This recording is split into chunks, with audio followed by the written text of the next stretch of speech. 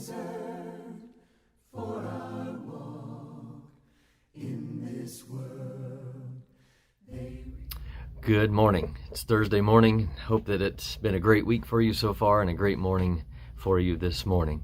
Got a few things to share with you this morning.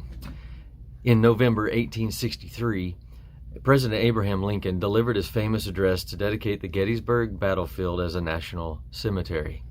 With concise, powerful words, he admitted the audience that day could do nothing to honor, consecrate, or hallow the land on which they stood.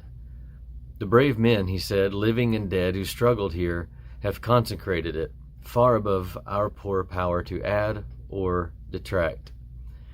President Lincoln's message was this: that this ground isn't special because of what we do here, but because of what they did here.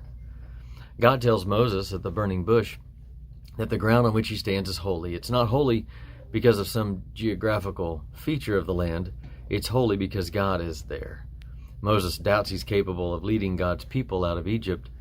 God doesn't build Moses up by reminding how qualified he is. Instead, he tells him, I will be with you. Moses will be effective not because of who he is, but because of what God does through him. God leads the Israelites out of Egypt, delivers them through the Red Sea, gives them food and water, and provides for his presence through the tabernacle and the Ark of the Covenant.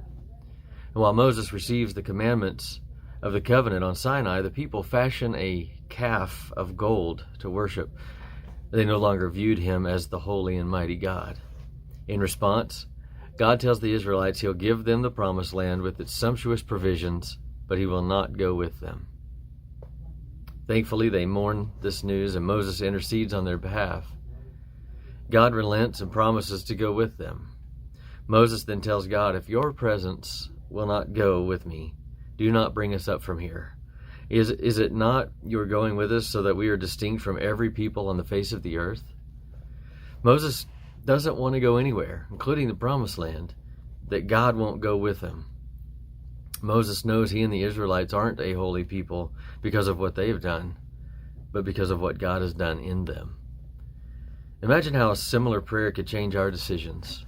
If you won't go with me, I won't go there. God doesn't want us to be happy at the expense of our holiness.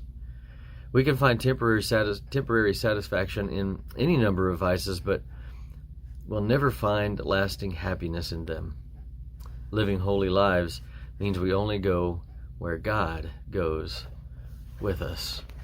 Boy, what a great thought this morning to think about and to apply. And that comes from one of our brothers named Joey Sparks, writing about holiness, and that it is more important that we choose what we do, we choose our actions based on what God would have us do or where God is going.